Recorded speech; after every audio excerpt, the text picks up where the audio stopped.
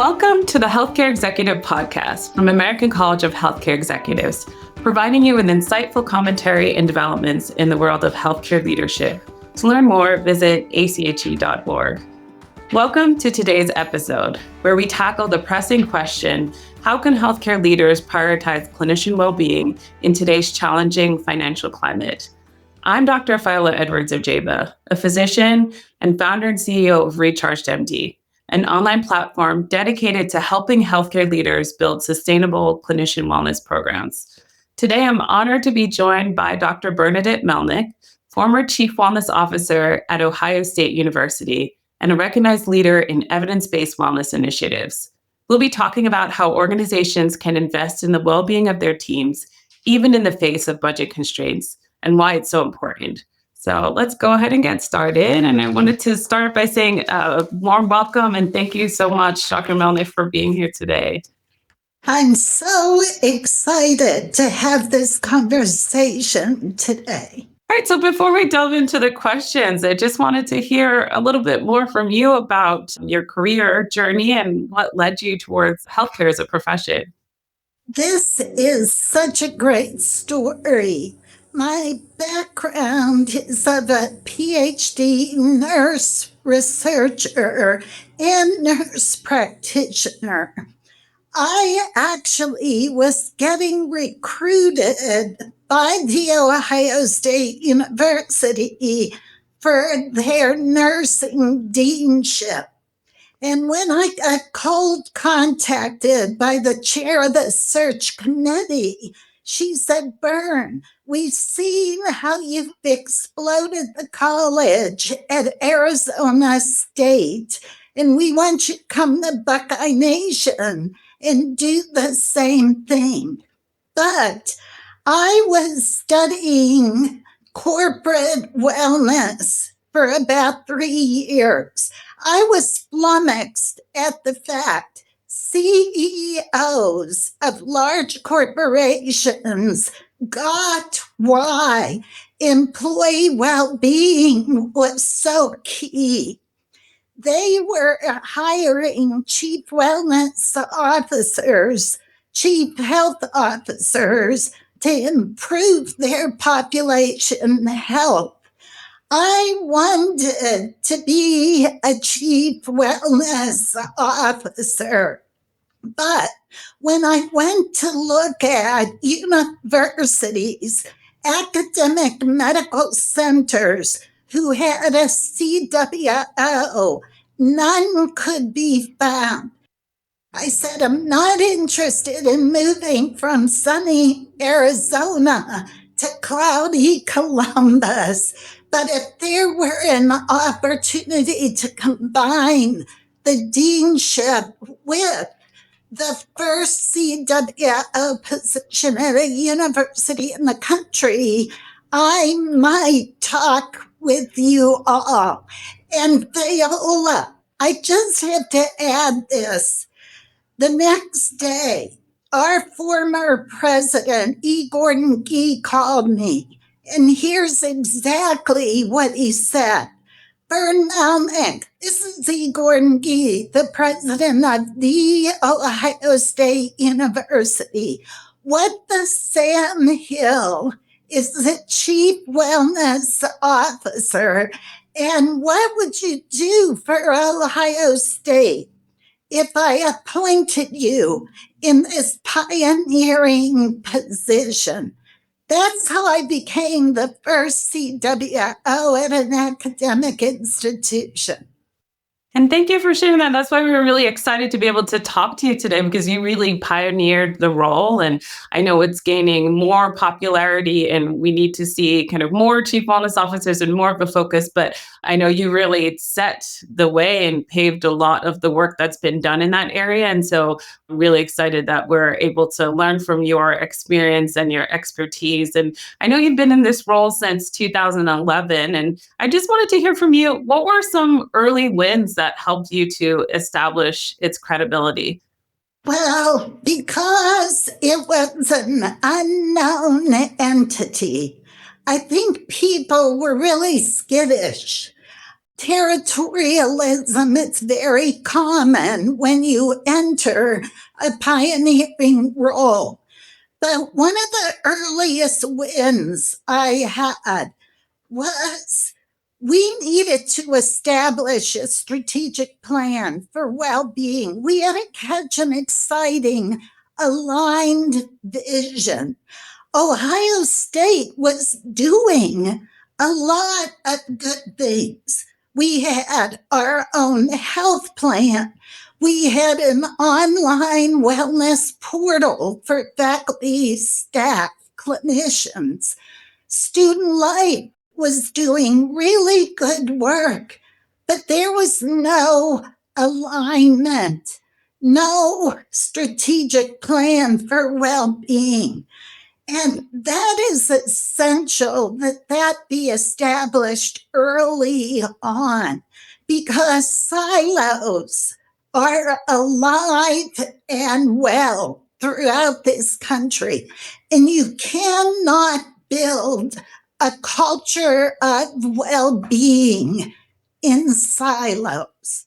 So that, I think, was so key early on to the success of our program. 100%. And I think that echoes from, what I hear in a lot of conversations with leaders as well, or those who are trying to establish this work in their organization, that there are actually things that are going on already that maybe they don't know about, or they're not thinking about it in terms of wellness. And so it can be overwhelming to think that you need to build this big plan, but sometimes it's just aligning on the things that you're already doing and making sure to communicate that. So I think it's so important, to your point, to have these conversations and make sure that you're aligned on the vision.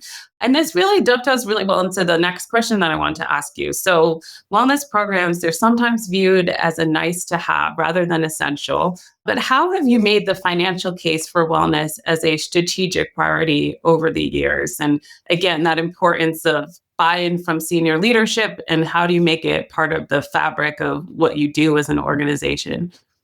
Yeah, I think it's important for people to hear. I lived through 5 presidents in my almost 14 years at Ohio State. So every time a new leader came in, I was knocking at their door to show them the return on investment and value of investment that we were getting from our initiative at Ohio State.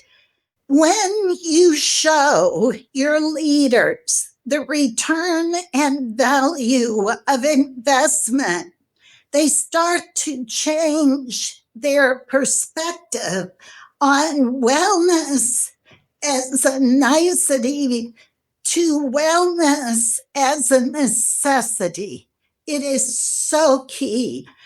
Finance showing numbers absolutely helps. In fact, when I show them our ROI, that it not only covered our wellness initiative, but benefited the university more with increased dollars. My resources continue to be increased. So that's really key. And I wanted to delve into that a little bit deeper, because sometimes I hear from people in doing wellness work or chief wellness officers, it's hard to know what to actually measure or what speaks to leadership. And sometimes wellness can seem a little bit nebulous, or the value you see of it maybe years later, right? It's not something that you can necessarily measure in months. And so I'm just curious, what were you measuring at your organization? What really stood out to you? I think you bring up a super important point. You got to establish your key metrics, your outcomes. Because if you measure things, but then you don't share the outcomes and use the outcomes to target improvement, you're not going to move the needle that much. I want to share with people, you'll get the biggest, quickest bang for your buck by focusing on improving your people with chronic disease. But that said, at the same time, you've got to focus on well-being and prevention. At Ohio State, we always looked at healthcare claims, what we were spending money on, but we also measured 10 key outcome indicators that are responsible for 25% of the healthcare costs for employees. Those 10 indicators that have been published by Ron Getzel are really key in terms of improving and prevention. Those are things like obesity, blood pressure, cholesterol, poor nutrition, physical inactivity, tobacco, alcohol use, depression, and high stress. So that is what we would factor in to calculate our return on investment. Typically ranged for every dollar we invested in well-being of our people, we got a $2 to $3.65 return. And that's pretty impressive because it covered our initiative. And it looks like he really had a broad, holistic approach, because sometimes when we talk about wellness, we think that it is only meaning, obviously, burnout is a huge issue and it needs to be addressed. But it looks like he really even just took a step further back and looked at kind of the whole individual and their needs and how they can cater to their health as well. And I just wanted to highlight, I know there is a great case study written about all of the work that you've done, and that outlines really what those metrics are and goes into the numbers a little bit in more detail. So I encourage you all to check that out. So we wanted to focus as well kind of about what's going on currently. And I know a lot of hospitals are facing a lot of financial troubles and hardship, and we expect that to grow. So how do you balance short-term budget pressures with the long-term benefits of investing in clinician well-being, taking into account everything that leaders are currently facing? When we look at burnout currently in clinicians and also staff, it ranges between 40 and 60% in most national studies. We know burnout highly correlated with depression, with anxiety, with stress. And in my latest work, we're even seeing a correlation with suicidal ideation. But the other thing we know is that burnout, when clinicians are burnt out, they make more preventable medical errors. Patient outcomes are worsened. There's more turnover. There's more presenteeism. People are showing up for work, but they're not really mentally there. So when you take into consideration the adverse effects of burnout, not only on our wonderful clinicians, but on hospital outcomes, patient outcomes, turnover, people have got to start looking at this as an investment, not as an expense. 100%. And I just wanted to go into that a little bit more deeper, because I know sometimes there's this misperception that you have to spend millions and millions of dollars on a new tech solution to be able to and be involved in wellness. But there are actually a lot of really good low cost strategies and interventions that hospitals can start employing now. So what have been some of the most cost effective interventions you've seen and implemented? As we said, those high impact, low cost strategies that healthcare organizations can learn from. Before I talk about a couple examplers, I want to emphasize If you really want to turn the needle on this at your healthcare institution, you've got to focus on three important things. The first, you got to fix system issues that we know cause burnout. We know what those are. Things like short staffing, too many bureaucratic tasks. We got to get rid of stupid stuff so that our clinicians can focus on what they love, and that is caring for their patients. Two, you've got to scale evidence-based interventions that we know work into our settings. It still takes, on average, 15 years to translate evidence-based interventions into our real-life clinical settings. We know what works. We've done systematic reviews, but there's such a delay in getting them translated into our settings. I've always had a philosophy: in God we trust, but everybody else better bring data to the table. And then we got to de-implement what's not evidence-based.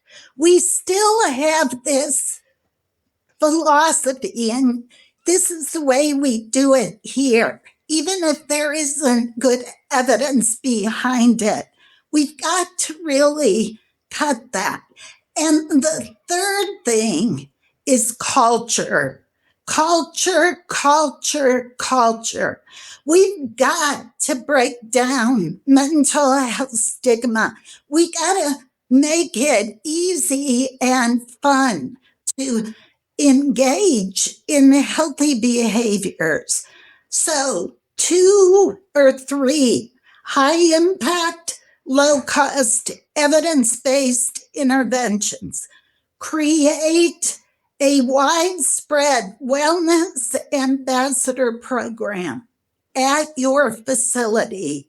We have over 700 Buckeye Wellness Innovators at Ohio State.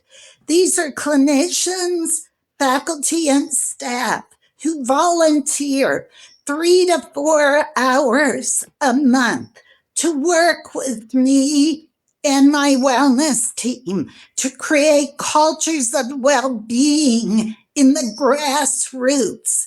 There really are force in the grassroots. A lot of organizations have those people, but they don't have a structured program for them. You've got to have a structured program if you're going to start one of these initiatives, but they are so low cost, such high impact. The other 2 programs, clinicians don't want to hear anymore. We got to be more resilient. We need our system issues fixed. However, we do have to build their resiliency. We know it's a protective factor.